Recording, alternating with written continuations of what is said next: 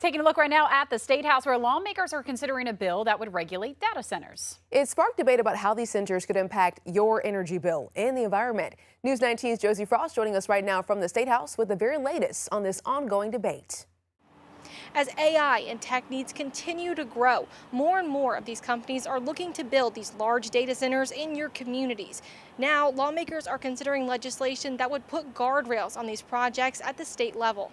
Data centers are large windowless buildings where companies like Google or Meta can house their servers, often right in your backyard. In a time when ratepayers are already paying for projects to generate more power, data centers use major amounts of energy. Aaron Siebert is with Conservation Voters of South Carolina.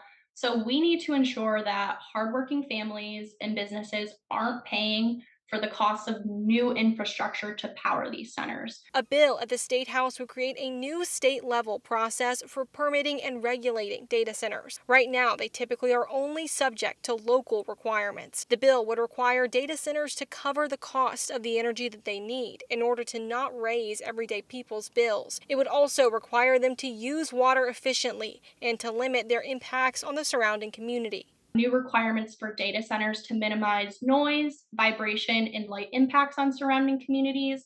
And so I think it really gets at kind of the main concerns that local communities and residents are bringing to attention. But advocates for these centers say they can bring large investments in your community too. In a hearing this week, Chester County Planning Director Jeremy Ward told lawmakers that for a rural area, landing a medium-sized data center can cut property taxes in half. For South Carolina counties, particularly some smaller, more rural ones, this would be a huge benefit for them that may outweigh in their calculation some of the burdens on infrastructure.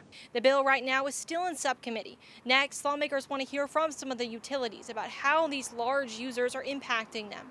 Reporting at the State House, Josie Frost, News 19, WLTX. All right, Josie, thank you so much.